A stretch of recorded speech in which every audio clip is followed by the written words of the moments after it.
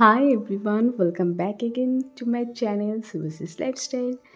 আজকে যেহেতু একটু ছুটিতে আছে 2 দিন বেরিয়ে পড়েছি একটু কাজে।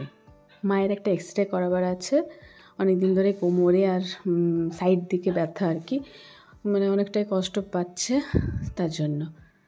তো আদ্রায় বেরিয়ে পড়েছি, একটু দূরে রয়েছে বাড়ি থেকে, সেখানে এক্সরেটা হবে, ডিজিটাল এক্সরে। তারপরে আমি একটু বিউটি পার্লারে যাব, জাস্ট প্লাগ করতে, আইব্রো প্লাগ করতে, অন্য কিছু না। তো সে উদ্দেশ্যে বেরিয়ে পড়েছি। তারপর তো আবার কাল থেকে কাজ আর কাজ, সেজন্য আজকে দিনটা টাইম, তো ওটা করে নিচ্ছি। এই দুটো কাজ রয়েছিল। আর মায়ের দেখি এক্সরেতে কী বেরোয়। তো ইউএসজি কিছুদিন আগে করানো হয়েছে, আলট্রাসাউন্ড, আর এরপরে এক্সরেটা করে নিচ্ছি। দুটোই করা হয়েছে, এরপর ডাক্তারকে দেখানো হবে। তো ডাক্তারের ডেট রয়েছে শনিবার, তো নেক্সট শনিবারে দেখানো হবে। এক্সরেটা করে নিলে বুঝতে পারা যাবে যে এটা কিসের প্রবলেম, মানে পেটের সাইড দিকেও লাগছে ব্যথাটা আর কোমরেও লাগছে। তো একটু টেনশন হচ্ছে কদিন ধরে, সবসময় ধরেই থাকে, পেটটাতে হাত দিয়ে থাকে বা কোমরটাতে হাত দিয়ে থাকে, উঠো বসা, শোয়ার সময় বেশি কষ্ট, মানে আরামে ঘুমাতে পারে না। তো যাই হোক, ওখানে এক্সরেটা হলেও পরের দিন রিপোর্টটা দেবে। তারপর সোজা চলে এসেছি পার্লারে, প্লাগ করতেও বসে গেছি, তাড়াতাড়ির মধ্যে চলে যাব। আর বাইরে প্রচণ্ড রোদ, এখন তো গরমকাল পুরো পড়ে রয়েছে, জানি না কি হবে। এখনই এই খারাপ অবস্থা, তো নেক্সট দিনগুলোতে যে কি হবে বুঝতেই পারছি ভালো করে।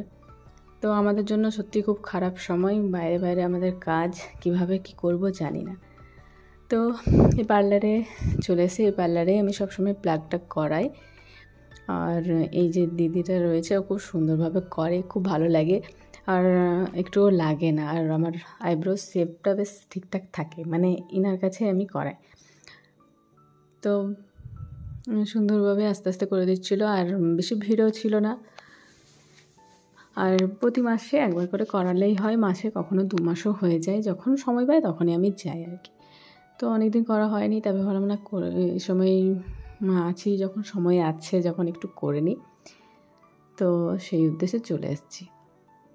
আর আইব্রোটা করলে একটু ঠিকঠাক লাগে, অনেকদিন না করা থাকলে একটু অন্যরকম চেহারাটা একটু চেঞ্জ আসে সবারই, তো সেই জন্য করি। নাহলে প্রথমে তো আমি করতাম না, অনেক দিন আগে তো এগুলো না করেই থাকতাম আমি আর কি। কিন্তু যখন একবার করিয়েছি, যখন থেকে স্টার্ট করলাম, তারপর থেকে তো করতেই হবে, না করলে আরও খারাপ লাগে, সেই জন্য করতে হয়। তো মোটামুটি একদিকেরটা হয়ে গেল, আর একদিকেরটা হবে। আজকে দেখলাম একটাও কেউ ছিল না, এরপরে হয়তো ভিড় হবে। আমি প্রায় 11:30টার দিকে পৌঁছেছি, তো তখন কেউ ছিল না। আগে অনেকে করে গেছে বলল, কিছু কিছু মানুষ এসেছিল। দিদিটার সাথে সব রকমের গল্প হচ্ছিলো। এই দিদিটা আমার ভিডিওগুলো দেখে, আমার চ্যানেলে সাবস্ক্রাইব করা আছে আর কি, মানে আমার সাবস্ক্রাইবের মধ্যে আছে, তো সব ভিডিওগুলো দেখে। তো বলছিলো যে তোমার ভিডিওগুলো আমার খুব ভালো লাগে। তো ওই নিয়েই গল্প হচ্ছিলো, হাসাহাসি হচ্ছিলো। আর মা আমাকে একটু হেল্প করে, যেহেতু এই যে এখানে ভিডিওটা করছিলো সেটা মাই করছিল, আর তো কেউ নেই যে কাউকে ক্যামেরা নিয়ে ধরতে বলবো। মা ছিল, তাই মাই আমাদের এই মানে ভিডিওটা করে দিয়েছে। তো দেখুন মোটামুটি প্লাগটা হয়ে এসছে বেশ সুন্দরভাবে, আর আস্তে আস্তে করে, একটু লাগে না। নাহলে অনেকে দেখেছি যে চোখে জল চলে আসে, আমার কিন্তু কখনো এরকম হয়নি। সুন্দরভাবে স্মুথলি করে, মানে খুব কেয়ার নিয়ে করে আর কি। তবে ভিড় থাকলে একটু সমস্যা হয়, যখন পুজোর সময়গুলোতে অনেকটা ভিড় থাকে আর চাপও থাকে ওনাদের, সেজন্য একটু তখন হড়বড়িতে একটু তাড়াতাড়ি করতে হয়, তা নাহলে এরকম একটু সময় নিয়েই করে আর কি এনারা। মোটামুটি একদিকেরটা হয়ে গেছে, এদিকেরটা আরেকটু আছে, সেটা করেই কমপ্লিট হয়ে যাবে। আর বাজারে সেরকম কিছু কাজ নেই, ঠান্ডা কিছু নিয়ে তারপর বাড়ি ফিরবো। তারপর বাড়িতে গিয়ে স্নান টান করে ফ্রেশ হয়ে খাওয়া দাওয়া করে আজকে একটু ঘুমিয়ে নেব ভালোভাবে।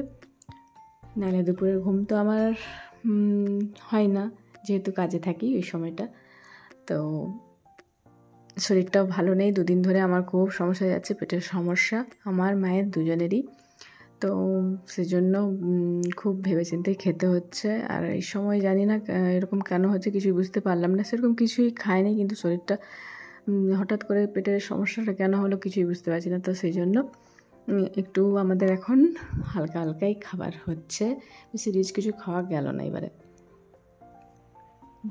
দুদিন বাড়িতে থেকে যে একটু ভালোভাবে থাকবো ভাবলাম, কিন্তু না, শরীরটাই খারাপ হয়ে গেল।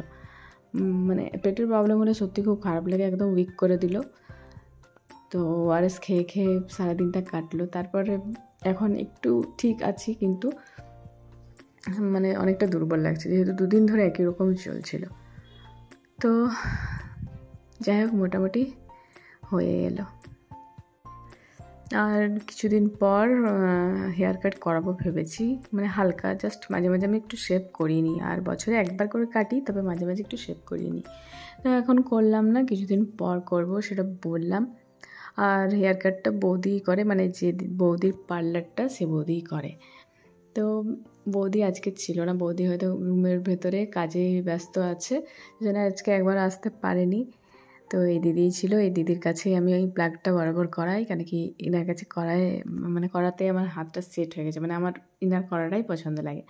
সেই জন্য বরাবর আমি খোঁজ নিয়েই আসি, ফোন করে আসি যে খোলা আছে কি না, বা এবার দিদিটা আছে কি না।